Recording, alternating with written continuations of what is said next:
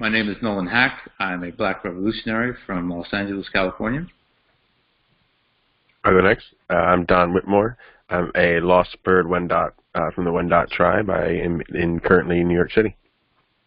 I'm Tanja Burkhard. I'm from Germany, Afro-German, and I live in Pittsburgh for now. All right. Terrific trio getting March 28th show on Roundtable going here.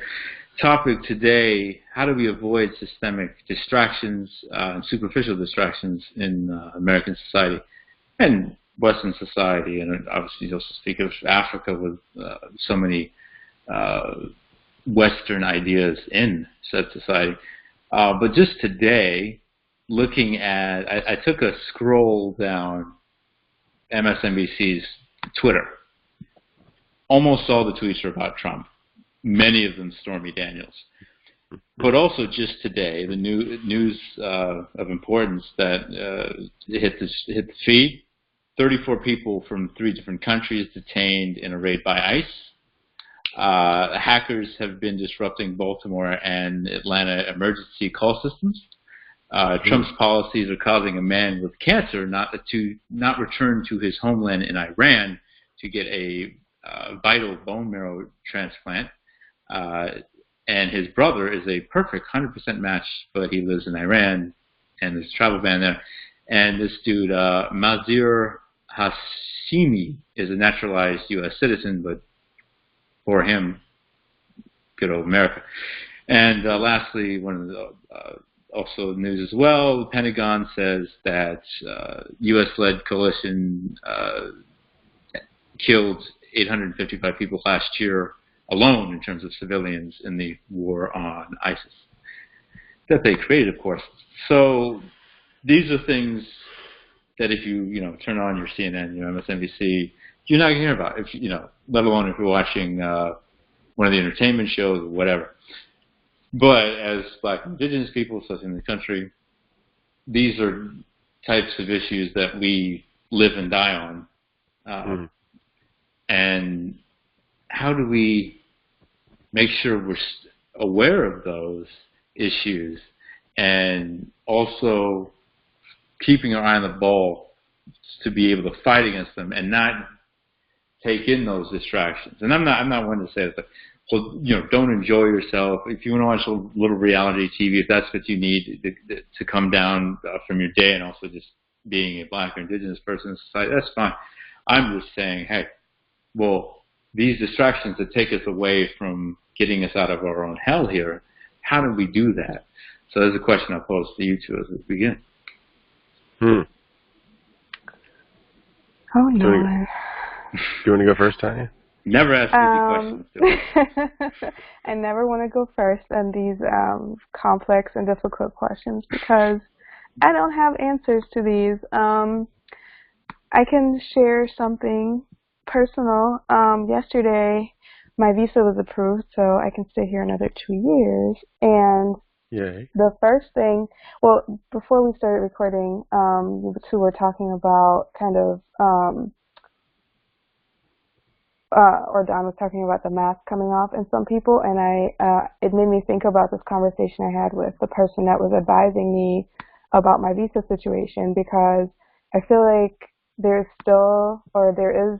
kind of this return to having almost like a meta language to talk about certain things, to gauge who is on what end of what spectrum politically, because at least in my workspaces, we can't necessarily fully disclose, or it's not okay to disclose where you stand, but the woman was basically between the lines trying to tell me to be mindful because I would most likely be visited by ICE, and just to be aware of where I should call and what's going on. And she was giving me this information, but not in the way that you would do it, maybe with a friend or somebody that shares your political leanings, but with someone that you don't know but you want to help out. So it was almost like a secret code. So the distraction thing is, for me, it's always personal. It's also professional, working to support education of students of color and indigenous students and just how our young people are treated is always at the forefront of my mind. And then it's also a personal thing. So for me, there is no real distraction.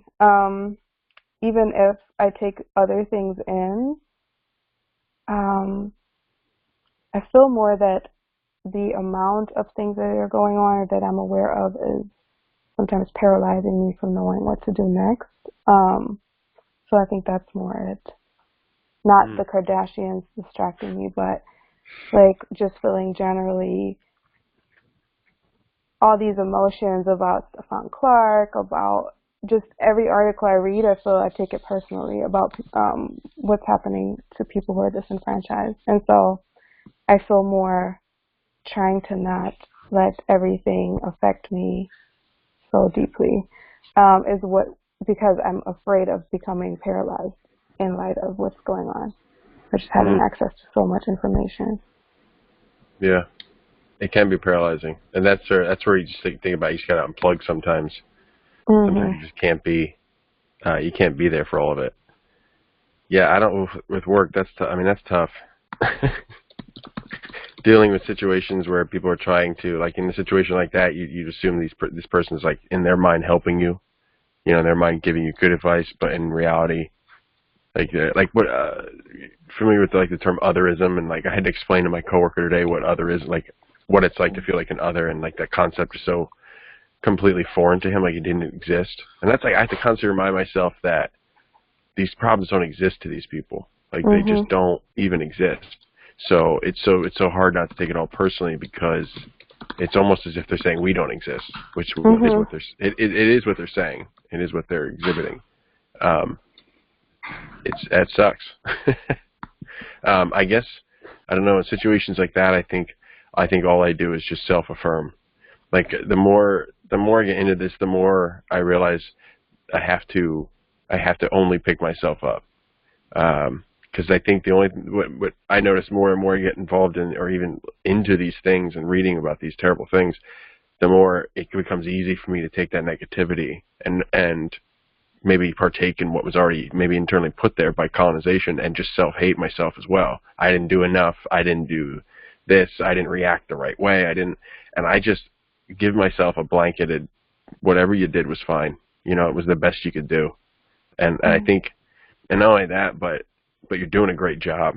Like just by I love the expression that people, they don't understand that we could be violent and we have every right to be violent, but we aren't. And that is what that does, is that is actually an act of putting that on that violence. It doesn't mean that violence doesn't exist. That's not what happens. We then take that violence and put it in on ourselves.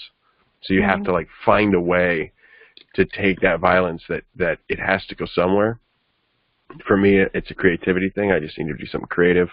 I need to unwind.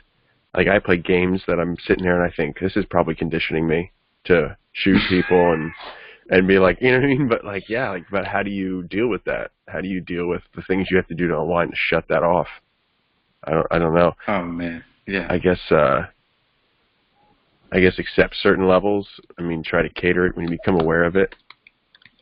I think for me, everything becomes easier to make a decision if it's a bad decision. If I'm making a bad decision, the more I look into it, committing to looking into it, the more I understand the bad decision, the easier it is to not make that decision.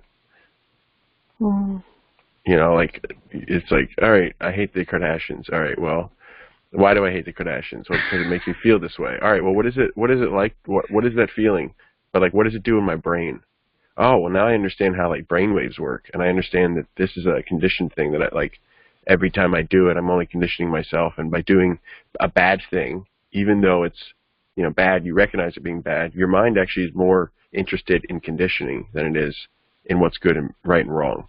It's your mind. The only thing evolution does is especially your mind, is it tries to evolve to adapt. Like when you build muscle, you lift a lot of weights, you overstress it so that you adapt. And then your muscles stop growing because you've reached this thing, and then your body thinks you're comfortable. Like that's what it's trying to do. It's trying to meet the stasis position. So it's chaos is fine as long as your body and mind can meet stasis. So you want to find, okay, that's not what I want. I don't care about stasis. What I care about is a good positive trajectory. So then that becomes what you care about, making sure the things you do to your brain, the things you reiterate and the patterns you build, understanding those patterns and trying to, just really understanding them. Because the more you understand the pattern, the harder it becomes to look at it and go, it doesn't matter, it's whatever, I'll just keep doing it. Because if you understand it, every time you do it, you go, I did it again. I just wrote it in my brain. I just made that connection in that pathway and between those neurons. Now I'm going to crave it, so I don't know. But be easy on yourself. Yeah. And you two know me fairly well and know I'm probably the world's worst at that, being easy on myself, giving myself any credit and not focusing on the negatives. And I find myself, like Don said, that you deal with it too. I think all of us in doing the type of work that we do deal with it. Figuring out how to shut off everything that's going on around us with our two people. And even last night, I have found myself less interested in sports in the United States because of all the negative connotations to it, especially talking about the National Football League. And even though I used to cover the NFL and NBA, and when I was in diapers, I read box scores for fun. So that's a large difference. But okay, I'm watching a soccer documentary. I find one very short clip about how Chelsea, which is a very big club in the world, is in England, how racially abusive they've been to the black players over the last number of decades. So I'm like, okay, that's just trying to, unplug and, and take a little football, soccer. And then it gets me thinking about, gee, I mean, Christmas. So, you root for a team in Italy who wouldn't allow any players outside of Italy to play for their team for a while. And our Rivals Act was created because, okay, we're going to make a team that does allow other players from other countries because that's ridiculous. We had a goalkeeper within the last decade who was a admitted fascist. And the winner of the league in Italy is Top Flight. The last 6 years, their sponsor, Jeep. What's one of the Jeep's most famous cars? Jeep Grand and Cherokee. Yeah. So it's like I just shut off, let me enjoy something. Yeah. And that's very difficult to do because the more where you are, the harder it becomes to shut off because white supremacy is so freaking ingrained into most of the world. Like a lot of times we'll think of it like, okay, well you have America and Latin America, sure, some of Europe, but wait a minute, Africa, Australia, and New Zealand. There has been so much westernization in Asia. They're trying to dig for oil in both Arctics, for goodness sake. So it's very hard to unplug. And Tanja, you were mentioning Stefan Clark. And what happened to him was awful. And I every time I see his mother and any part of his family, my heart breaks. Of course, we also try to remember so many of the others who've been killed. And most of them, especially if they're indigenous, they never get their name out there like Stefan Clark. It is a native 18-year-old who was killed by Rosebud police last week, Adam Porbear. And I looked for that. Gabriel Blackout, who lost his brother to murder by the police, Paul Castaway, his brother's name, he told me about Adam. And I said, oh man, again, 18. Geez. I go back to him and say, yeah, I've been looking for an article on him. I can't find it. He's like, you're not going to find one. So there's a human life, for God's sake, And over 1,000 it's like it's 1,100, whatever it is, and those are just the reported numbers every year. Police, it's like, well, and I wonder too, right? Like how much of this is like you're talking about, I kind of tying it back to the sports reference. Like you talk about like yeah, it's so hard to get into sports, and then it's like everybody keeps failing you, and then I start thinking and wonder like we were talking about earlier, like what is competition in general? Like is there a version of competition? Like what does winning mean inside of this system versus what winning a competition would mean inside, say, like an indigenous system, in that. Like you could still have the concept of a competition, but it just means something different in this society. And like almost that desire, it's kind of weird. The idea of, I did sports. I played soccer, and I always wanted. I remember being on my soccer team had like 12 seniors the year we were going to graduate. So it was like in high school sports, that means like you should just basically win the district, because like that never happens. You never have 12 starters in the same year. You always have mix it, but like we never played as a team, and I always wanted to play as a team, and as a player that was always my desire. And then I realized like, well, it's not about that. It's about like who's trying to get the scholarship, who's trying to move on next. And then you start thinking like, well, what is competition? What is this competition here? Is, I'm gonna sneeze, hold on one second. Excuse me. Pressure. So like, thank you. So like sneezing, I'm sorry, not sneezing, competition, got it. It just means something different, and it causes us to do so. And so I'm going to tie it back in that, like, these individual reports of these things happening, they're like symptoms to a disease, and it's like what these symptoms are awful, and we could sit here and try to find them, and we're going to sit and what we're going to find, I feel like, is the more we look, the more we're going to find, but we're going to notice even bigger things over here, but then. Like, are we looking for these symptoms to then find the disease, or are we looking for these symptoms to find a cure for that symptom? And that's where I'm like, I don't know how to react anymore, because sometimes it's like, well, if it's about the outrage, then we have a point, right? And if it's about what's right and wrong, we have a point. We know we have a point. But is it about us having a point, or is it about the results? So, like.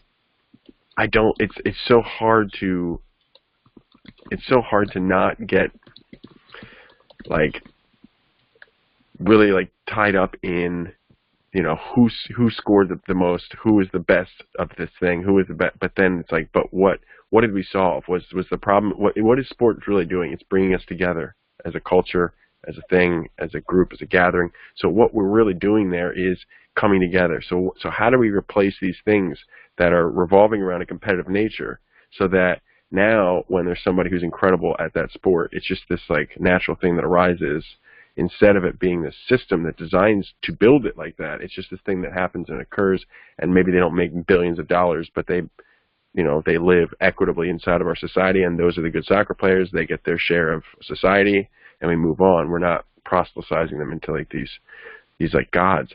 It's like this idea that it's like the pyramid structure. Like Russell Means talks about this like pyramid structure of white culture, and how everything is based, like money and everything is based on these like pyramid structures, and it's all like you could just reduce the shapes, and how like our cultures were circular. Our cultures were about everything working together in a balance and moving through space at the same time, but their structure is like two-dimensional and triangular, and it's all about the rise to the top, and that's where like I think we could have sports that existed, and you could have these stories, but not have it be about the rise to the top, or them you talking about them being the best, but more about the event that happened around these things. I don't know. There was one quote that came to my mind when you were bringing it up and talking about it, and it's by Vince Lombardi, who, if you follow football, the NFL, he won as much as anybody. Arguably the greatest coach who ever lived. His name's on the Super Bowl trophy. He said, "Winning isn't everything; it's the only thing." Yeah. So if you lose, you go over there. You're not worthy of life, basically. Right. So that type of mentality, and that you're saying, connecting it to everything in the society. I mean, look at the war. Look at Vietnam. If we don't win, we're going to keep going until we win. And nothing else matters. Right. And that came from the left, it came from the right, it came from the center. Anybody you're talking about in this government. And it's just bam, bam, bam, bomb, bomb, bomb. And you look at something like that. Were they critically? But we even do that in our out of their everyday minds? lives too, though. We like do it in our everyday lives, like in a conversation with a friend, right? It's like it happens inside of all of us, where the idea, because I have these problems constantly where, I'm an engineer, and there will be times when I'm speaking to people where I know the right answer, like I know it, I absolutely know it, and I have to let somebody make a wrong decision. I have to, and in the long run, we'll get to the right decision. We'll get to the right answer anyway, but I have to let the process happen. Like I have to allow the process to be what it is so that everybody gain that knowledge together. Because if I just come in and say like, no, this is it, nobody learns, nobody moves on, and when I die, that knowledge disappears. That's not how society should work, but it's hard for me. And those are the times where the times when I'm mad at myself. It's because I'll, bite my nose off to spite my face. I know I'm right. And when I dig in, that to me is like, what is that in me that wants to dig in ever?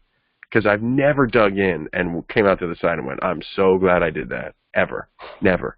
But in the moment, I feel like we're designed to that fight or flight like neuron that's firing. We're just designed to dig in. Well, I think there's a difference.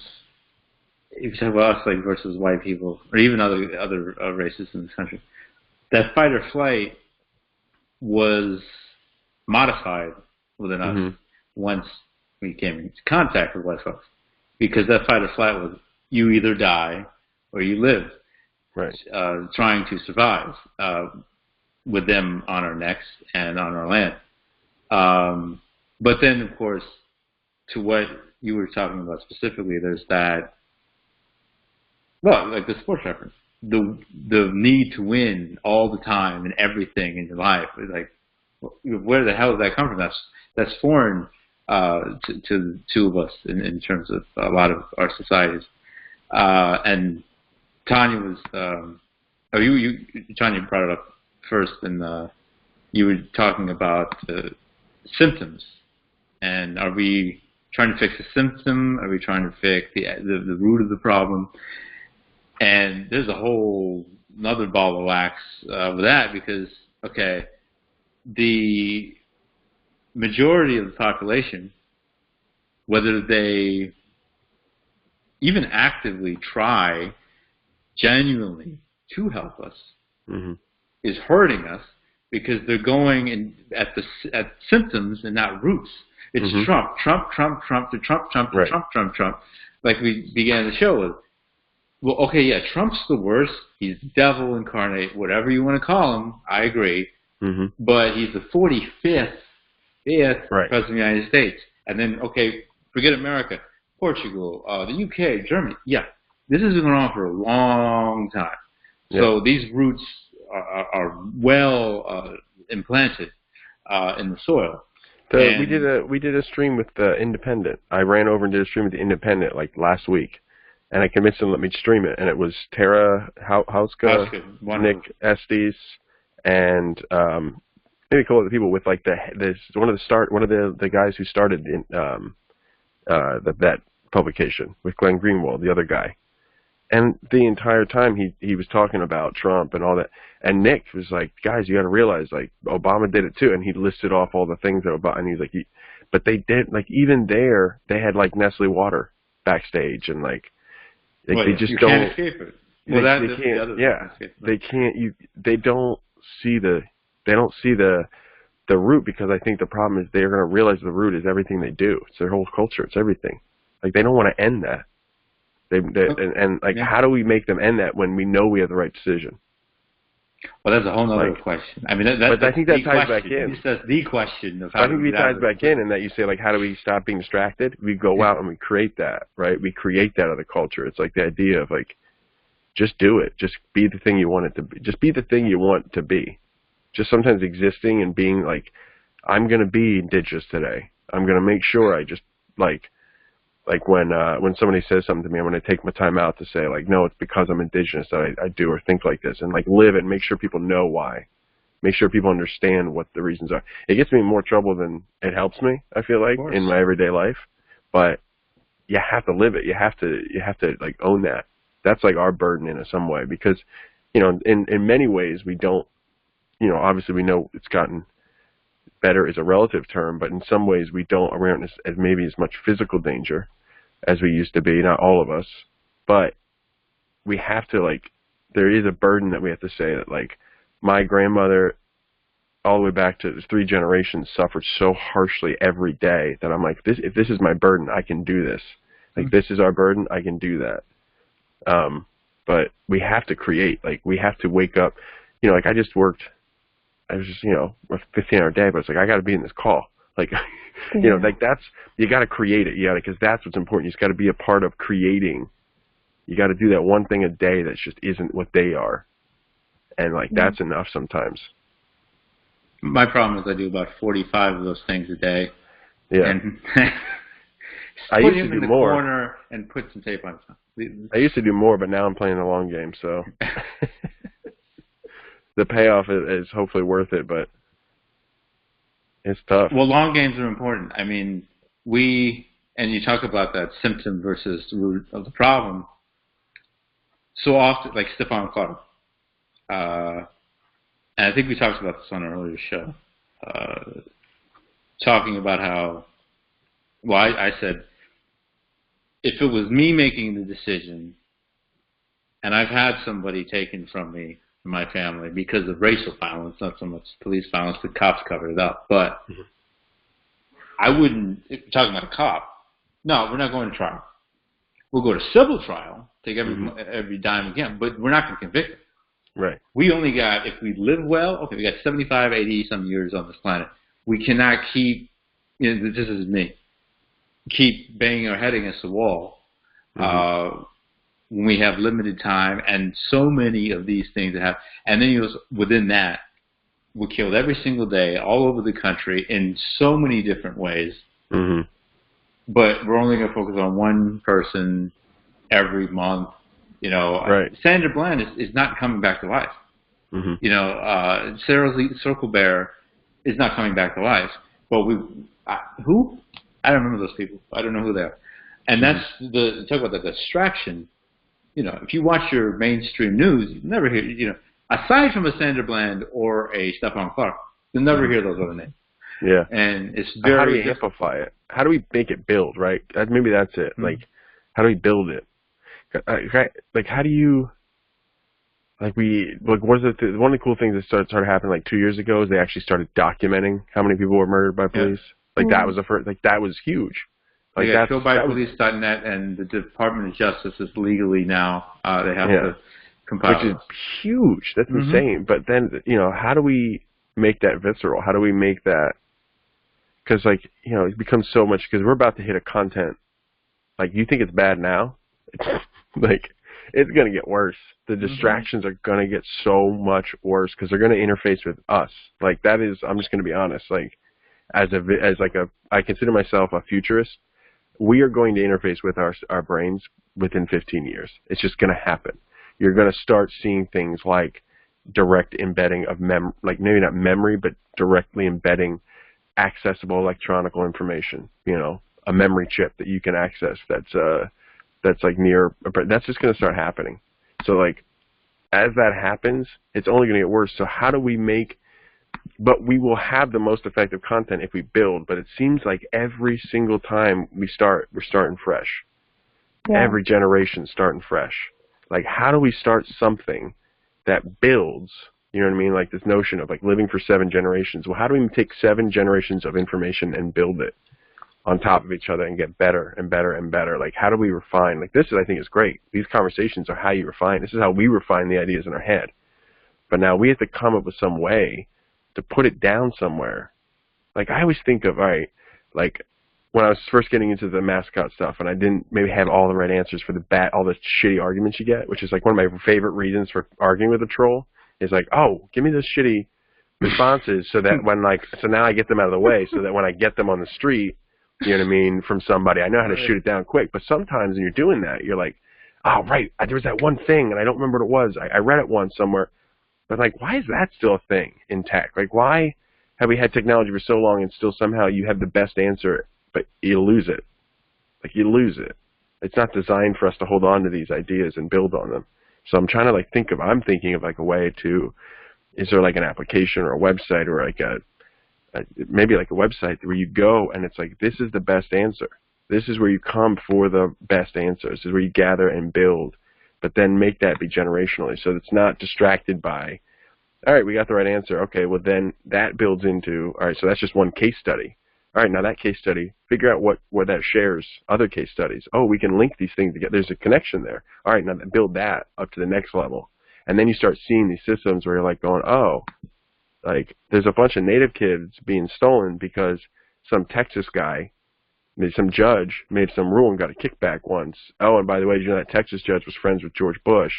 And oh, did you know now he's head of a national adoption agency? You know what I mean? So like, you can't make those connections unless you start building these things and start making those attachments. I don't know how, like, what is that thing where we can start making those connections, and instead of then it just being a name, once it's a name with 100 names behind it, coming with it, you know, with 100 families behind it, coming with it. How do we get each other attached? That's why, I'll be honest, that's why I think there's still a chance for Facebook soul. Like, the way I look at it, I think it's bigger. Like, the idea of Facebook to me is so much bigger than the actual company that it is. You know what I mean? Like, you look at Twitter, you look at like what they did with Arab Spring. If Twitter didn't exist, a lot of those people wouldn't know they could get together and organize that fast. And now, mind you, they figured out ways to control that pretty quickly. But the idea is already there, and I think the idea is bigger than anything they could imagine. I think some of the things are starting to happen across different disciplines as well that you're talking about, but it's very, very slowly. So as I'm writing all the stuff for my studies, or rather the studies for my boss, there's now new options so that you can share de-identified data with other researchers, for example. And before, that was not something, before this year, this was really not something that was ever thought of, that you would conduct a study with like 50 people and then you de-identify the data. Normally you would de-identify and then put them in your locker, and then you write from this data and you publish, and that's your Right. stuff. And now for folks who are doing other research, you can actually start sharing and you can start building arguments. I mean, I think that's the idea behind it, that you can really start building arguments that are that where people can't say, well, that was one study with like 50 people, and obviously, yeah, everything isn't quantitative, but we can actually start having more of a conversation across disciplines. And if there's a way for us to also get to where we don't have to just mobilize or like rally around this like savior type person, but really start digging into organizing and like collectively looking at working together and at local and super local levels, versus waiting for someone to step in who's going to be sucked up by the system. I mean, I don't know who hasn't been, that's been either assassinated or just become one of them. So yeah, what you were talking about really made me think of like what possibilities there are going to be where misinformation is kind of weeded out more quickly, but it would also mean that folks would really have to invest in not just having snippets of info and actually start reading again and start reading deeply to have an actual understanding of some of the systems and histories of what's going on, versus just having snippets and then building up opinions off of those snippets that are often just in the now. Yeah. So that would be dope. Yeah. That's really interesting. I didn't know that there wasn't more sharing. I mean, I guess I kind of knew that already. I think I remember kind of knowing like how, like there's always that conversation of like how scientific data is not really shared that easily. Because you weren't supposed to, and before it was because some people really built their own. I mean, they put themselves into these positions where they would do one or two studies in their whole lives, and just keep writing from that and really amass an amount of personal wealth. I mean, not comparable to like an athlete or nothing, but they would be. I mean, they would have this like persona that would get them in, and they would really hold on to this data. And if they could, they would take it from their students or younger researchers who are never able to put their name on anything for the first years. So if even in my doctoral program before I finished, there were white professors who would who would take ideas from the indigenous students, from black students, and say, hey, I can help you publish this, and then put their name on it. Or, hey, technically this data is mine because I'm the one in charge. And it's these structures that are supposed to protect your research participants, but end up really benefiting people who already have access to power and all of that. So I'm sure. Well, and to your point on it, these are studies that are not supposed to get out. You're going to have more, studies proving, quote unquote, proving that global warming isn't real, and tens of millions of dollars into that. Versus, it's undeniable that Native children are stolen, and the government helps that happen. But we don't have that much income into this, or much allowed in the study, and then we're going to try to repeat the study. That's where, like, I think about even like the elections. How do you combat that? And it's you make money if it's possible. Like I always say, how do you take money out of politics? You can't. You just make money not matter anymore. Like you have to use things that don't cost money and make that not make it so those things like so important that like it doesn't matter if you have money. Because I thought that's where I thought Trump could lose, or where he might just introduce that idea in that, well, screw you, maybe a viral video can get somebody elected as president that costs no money, because he basically got elected for free. In all reality, that's what's crazy. Like the media, he showed the perfect formula to use the media to get elected for president and never spend a dollar. So, like, how do we do that with data and stuff like that? How do we use, I wonder if you could do that. Use media and manipulate media to then create these like pockets of studies that like get done. Like you just got to convince them. I don't know. Well, that I think comes from building within our own communities, and then the intersectionality of it. And one thing I base my entire life's work on is building that community, an intersectional community. And you mentioned much like this panel we have every week.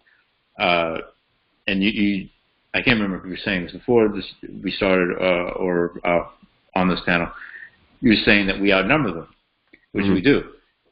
And I'm not, I haven't said like, okay, we need 90% of all of us to come to no. Yeah. And that's never what happened in the civil rights movement, trying to get away from slavery. Enough of us, Arab, Black, Indigenous, transgender, together on the same page with the same goal, although maybe the end goals may look a little different in terms of what liberation is to the specific group of people, but the main thing, liberating ourselves from the system, from white supremacy and the whole 9 yards. Because you look at what the Black Panthers did with the educational programs that they had, just in terms of having people part of the party speaking to the community, having community members come in. Let's talk about African history. Let's talk about who we really are, where we come from. Let's talk about slavery. Let's talk about ancestors, having those discussions. And then you look at, you talk about both of our people before all this mess happened, how we would pass down information. A lot of it was oral. We both documented a lot, but a lot of it was oral. And talking to, I remember the first protest I ever put together was at the United Nations. And I remember while we were there protesting, I ran into an Arab gentleman, and we just started talking, and we exchanged phone numbers because we had the exact same goal. He's sick of his people being bombed by drones every 5 minutes simply because they're Arab and there's oil, in the soil.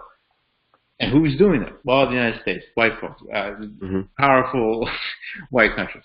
Same thing happened to us. Oh, let's be friends, and building that. Build those communities. Yeah, that's all you can do. Well, it's crazy. That's what, if you, and we don't do this as a collective, like the majority of our people, because our brains are so twisted. I mean, like we were saying before, it's easier to survive and assimilate than fight back and try to tear it down. That much of that is because one reason with that philosophy and that line of thinking is why most of the slaves, after we were emancipated, did not go back home to Africa. Some did, a few did, but most didn't. Because, hey, this is where I live, and I'm just trying to make the best of it. Right. So that's very important, just from that simplistic building a community, whatever you can do, whatever means you have, even with, going next door, say, hey, there's a brother that lives next door to me. I'm going to introduce myself, because you listen to our ancestors. Malcolm said it. Fred Hampton was killed because he knew better than anybody I can name. Hey, if we all come together, they're done. It's over. That's simplistic. And having the actual, legitimate, original Rainbow Coalition, having AIM, having Palestinian freedom fighters, having the White Panthers actually be true, in true solidarity with all of us. It's communities. I think we build communities. Yeah. And I think that here, I'm going to try to tie it back into the original question. I think that what's great about that is if you have a strong community, you're not going to have those distractions, right? Because if you have a strong community, you're going to have things to do. Like, I don't know if you watch anything. Is it Ben Sherman? Might be Ben Sherman. Does studies on. He was doing a study on indigenous people in Canada, where they were still pretty new to colonization when he was starting the study. It was like 30 years ago, and he was studying the effects of alcoholism on these tribes, and he actually was able to kind of talk to them and figure out that during those first couple of years of the introduction of alcohol, they had no issue, absolutely no issue, because they still had culture. But when they destroyed the culture, they had alcoholism problems. So what his hypothesis is, I read some of his stuff. I think he's done a good job with it. Is his idea is there's this idea with rats where the idea of addiction is when we have that original idea of addiction, it comes from this test that is we put a mouse in a cage, we gave him 2 water bottles, one with cocaine in it, one with water, and we waited, and we found out that certain rats killed themselves by drinking too much of the cocaine water, certain rats didn't. We found this specific chemical or the specific thing, a trait in the brain that shows that there's a slight quote-unquote predisposition for these certain rats to kill themselves in this cage. So therefore, we think that addiction has to do with that thing. Instead of saying, oh, well, what happens when you put a female rat in that cage and a wheel and an outdoor area and let them procreate? Oh, well, it's really interesting because when you do that, almost none of the rats kill themselves. Almost all of the rats will go and like take some of that water occasionally, use the drug quite literally recreationally, and almost none of them kill themselves. And that shows that the original test was flawed because you didn't give any other stimulation. You didn't have a culture. You didn't have a thing to do, something else. When you have other things to do, drugs, alcohol, those things become less of a problem and become more of back to what our original cultures were, possibly even tools. But we can't even use them as tools because the only thing we can do is try to lean on them when we're trying to escape what we're in. And that is no culture, a culture with no, or a country with no culture. Well, that's what this country is, by definition. It's just, you said it. It's this country with no culture. But desperately looking for it. And they look for it, and they jack it. Music, their music, quote unquote, their music, it came from the two of us in terms of our people. The influence that we both had on blues, rock and roll, you name it. Without our influence, their music is going to look pretty boring. And Tanja, you've lived in 2 different countries as a black woman. Yeah. 3, excuse me. Oh, no worries. Forgive me. 3. And they were all horrible. That's why I was sighing. And all bad, so. Well, 3 different countries. And talking about community, because the more I research, the more work that I do, I realize when you talk about liberating ourselves, especially even if it's just talking about black folks, we need to include Africa in the conversation. Without that, we ain't going nowhere. So looking at that, how have you seen the camaraderie, even maybe seeing some community building, whether Germany, the few black Germans that there are, I think it was about 1 million plus, to Africa or to the United States or Jamaica, where I know it's a country of origin for you. What are your experiences with that possibility of a liberation? I guess. I think it's so funny y'all said, oh, there's no culture except the ones that were stolen, because people all over the world say there's no culture in the U.S. except what they've stolen, but then everyone wants to be here because of U.S. exceptionalism. And it's just like global discourse of the U.S. is disgusting, but if I could get a job or like live on the West Coast, comfortably, I would definitely do that. So I think it's so hard to say. For me, I mean, I was socialized in Germany, and not in the part of Germany where Audre Lorde, started Afro-German women's movements, or where Du Bois studied and was working with Afro-Germans. Now, I was raised among 99% white people, so I can't say. And then I don't want to falsely glorify the community that my family members in Jamaica have, because my entire family lives like in close proximity with each other. And what I see as a huge value in just when you're there, you're surrounded by people that you love and share this history with, and that you can in many ways rely on being there, and that have your interests at heart. And so for me, I always wanted to be there, and obviously that's also coming from a privileged space of not having certain other issues in Germany. But yeah, for me, this was always the aspiration, and now that I'm here, I feel so much more severed. I think what I'm experiencing in the U.S. and particularly the longer I'm here, is like this cognitive dissonance of how there are so many people who understand what's going on and they're invested in community building, but then also live such a transient life in so many ways because you have no choice.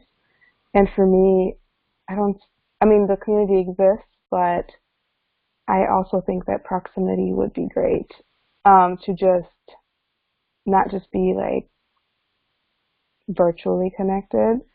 But what you said earlier, if there was a community where you would actually know your neighbors, or people within your proximity that you felt you could trust, and that didn't out themselves as like, I don't want to say Trump supporters, because we talked about how Trump is, but I just think that sometimes I talk to people here and I'm like, oh, this person is cool, but then after a while they say something that's so in conflict with my being and my values and everything where I come from as a human, that I'm like, okay, I don't know if I could ever truly build community in that way, where there's like a physical proximity, a mental proximity, the kind of like shared spirit that we have, like a shared goal type of thing. So my experiences have been, it's not that different in Europe, honestly. I think people like to pretend it's different, but yeah, it's not. So it's supposed to be very civilized and I mean, I will say this, for the originators of the stuff they have, I mean, at least in Germany, there are some things where I'm like, okay, there's like a shared understanding, for example, about the weaponry thing and the environmental thing, where there's not like a debate over whether there's a reality around having to protect the environment or what the benefits are. There's no like, no, in my opinion, I don't care about this. It just doesn't exist because there was an investment a long time ago in making this a priority and there are ways to make values a general thing. I don't know why there's this idea that everyone has to have a different idea about everything. There should be some things that we as humans agree upon, like not wanting to destroy where we live. But I don't know. That's one thing that I mean is like a cognitive dissonance thing. When people complain about having to do very basic recycling in my neighborhood, I'm like, I remember going to Germany in like 2001, and they had like separated recycling on the street, and I came back and was like, why don't we have that here? And it's not hard. You just put the glass in and I had friends from America and Germany that live with me, and they're like, y'all are so stupid and crazy. Like, if I unpack a Christmas present, I don't want to put the plastic with the plastic and this with this. And I'm like, why? It's not. I doesn't do anything. Where I work, we have 4 separate trash cans, and literally people, all they do is complain. It's like homework. It's not that. I'm like, really? You can't master this, but you know what's funny too? I think it's really funny that Europe gets it because Europe left there because they were going to die if they didn't, because they didn't conserve, right? So like Europe had its own version of global warming and like the catastrophes of it, and that was what was happening in the 13 and 1400s. It was literally they were living in squalor, and they moved out, and it was almost like they went, oh, and it's like this inclination, let's just use it all up.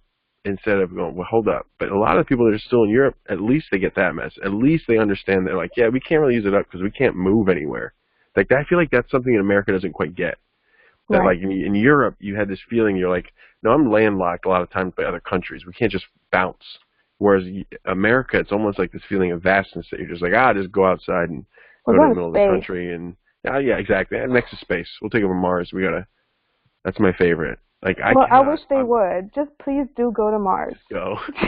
If you're not going to go back home to Europe. Take a deep breath. No, but listen, I mean, it's the next time I sit here and I think of things like, we got to start looking out for our, indigenous other planet people before we let these people out with a bad idea, right? Because it's like we got to start thinking not only about ourselves, but like about maybe some other planets that are out there that if we are allowed to grow without a checked mentality, there might be a lot more suffering that is getting caused by this idea of colonization. That's the thing about colonization. We have to fix it because it can't exist. Because if it does, it's a virus.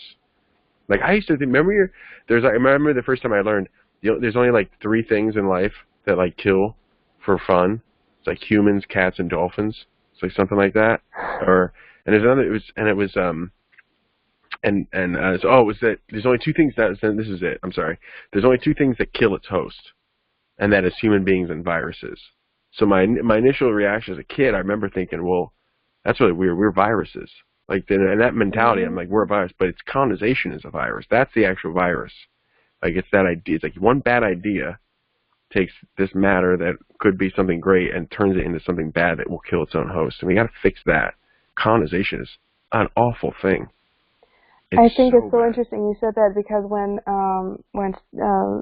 Stephen Hawking died, they were talking about how he said if humans came into contact with aliens, it would be doom. That's one thing that he kind of knows for sure. And I'm like, I think it's so interesting that all of the imagination that we have about aliens coming is that they would colonize us the way that white people colonize us. And it's really a patriarchal idea, right? Because men have the same problem.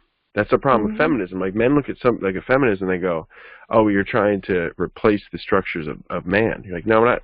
Like, the idea is that we don't, like, you can't even imagine a structure where women take over and they're not, like, making it awful for you. Because you admit 2 things, One, you admit it's bad. Because if you're afraid of it, it's bad. So right there, it's like, what the fuck's going on?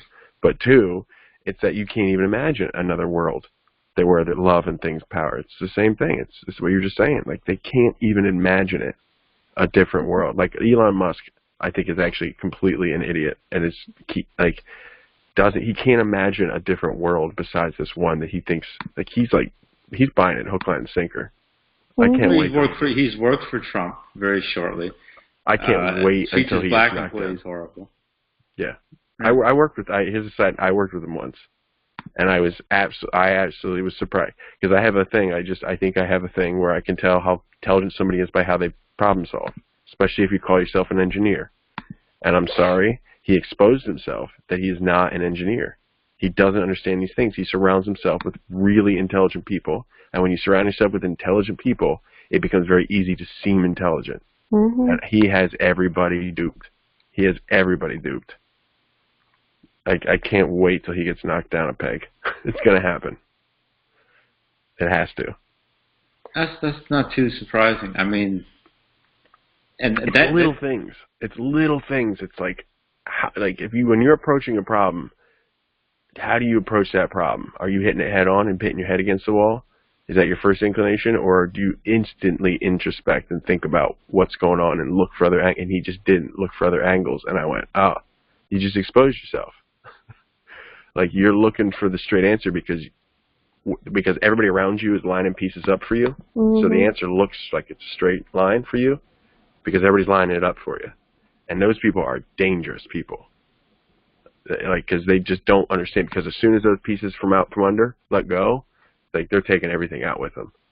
It's not going to be good. And that goes to the point of you're talking about why men are so against anything matriarchal or what feminism is supposed to be. Same thing with America. When you hear white folks, even I call it the March for White Lives, but they call it the March for Our Lives. Even with all that stuff, you even hear from the kids, and I'm not going to believe the kids are having an ideology that young because they get it from their parents, they get it from society. But we need to save America. Do we? Right. Because I don't think we do. Especially from my standpoint, my people, we need to get away from America. Yeah. So they have to hold on to these artificial things or these things that were helped or really created, America especially, by other people, not by your own, ingenuity or anything. Yeah. But we look at Musk, George Washington, Mr. Custer, you name it. Oh, he's a great military mind, George Patton. Washington is a hero. Is the way he beat the British and all this, killing native children. Just a beautiful hero. So all that, just speak on America, that all falls down if, one, you're honest about it, and then two, you admit this is not any way to treat its society. There's no way to treat the people living in a society when you are running a country. But that's they have to admit if they get to that point. When you talk about they have to admit it. Racism, native. They have to admit how bad it is. That's like the biggest thing. It's like they just can't admit it. But, in some of their arguments, they self-admit all the time. Which is crazy. I love that one that one woman who does that whole experiment on race where she makes white people feel what it's like to be. Have you ever seen that lady? Jean, what's her name? With the blue eye, green eye. Yeah. I love that. Where it's like, where she says, that's right, that's where I kind of steal from her. It's like, you have to admit, Like, she does that whole thing where she makes everybody go, all right, stand up here if you're a white person and you wished you grew up black. And as soon as nobody stands up, she goes, you all know. It's a collective thing you all know, but we can't say it out loud. Like, it's crazy. It's nuts. We know how bad it is. It's always one of the two. It's either, but I like being, it's really one and or two things. One being, look, we're on top. We have a better life than y'all do. We want to keep it that way because we are getting helped by your suffering. Our second one being, we're better than you. You're ugly. All these things, name your races of the past said about you is true. So, we want to keep it this way. And that's the thing that's inside of so many white people that they won't admit.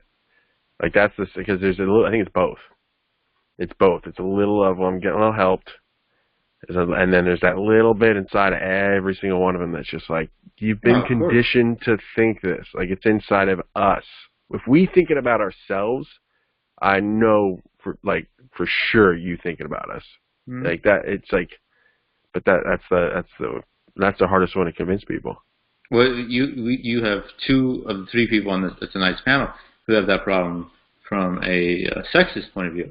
No matter how much we read about womanism or whatever label you want to put on just treating women and men and any gender equally, no matter how much we study, no matter how many people like Tanja we listen to, we are not going to have the experiences that women go through in the sexist environment, and then two, all the mess that has been twisted into our brains, we're still getting out. Yeah, it's still there. It's always there. I mean, we're still going to say something sexist a bunch of times. Even if you don't say it, you're going to think it, and you're just going to go, why did I think that? Why did I even go there? And so do we, and that's the whole, that's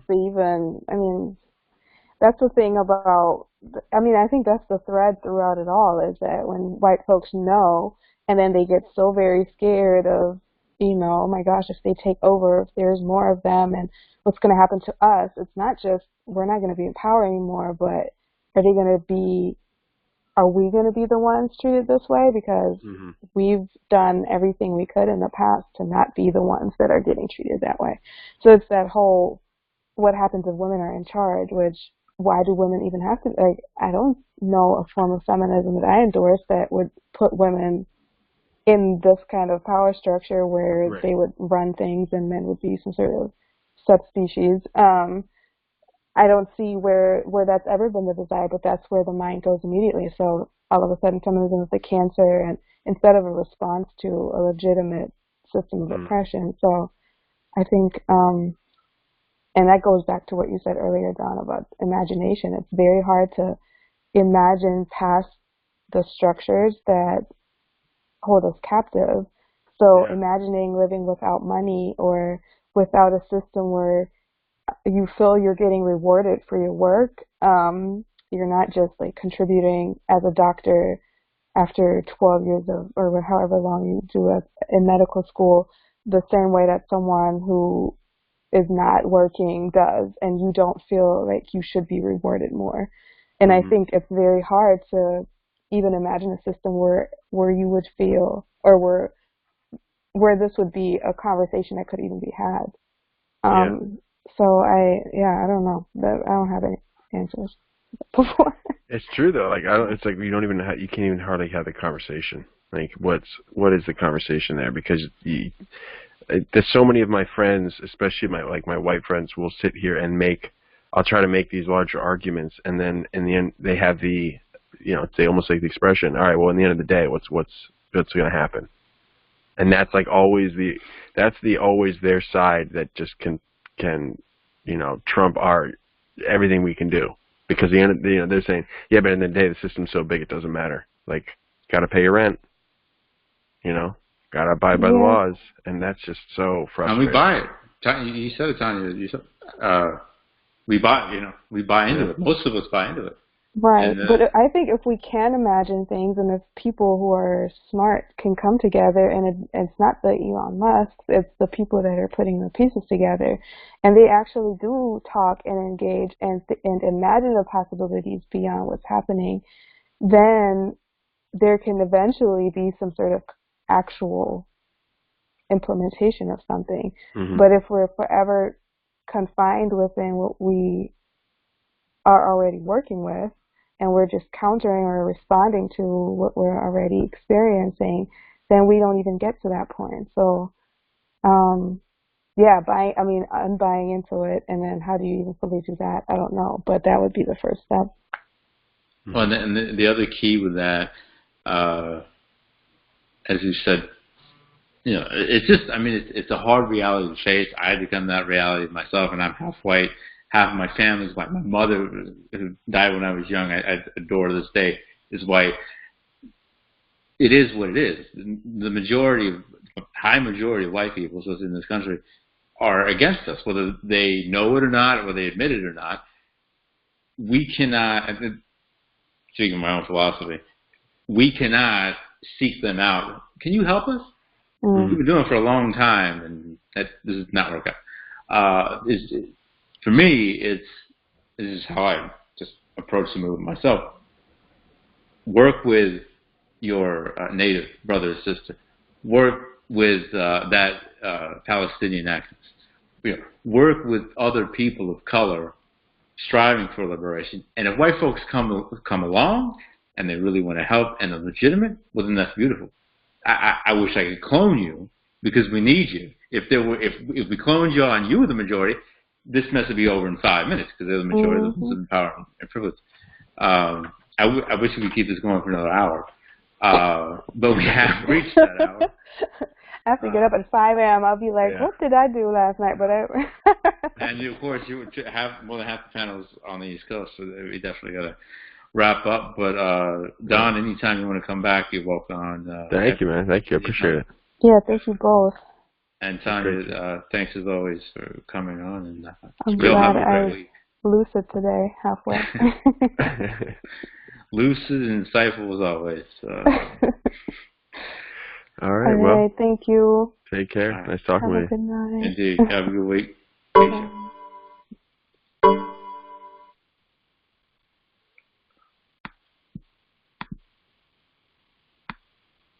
Probably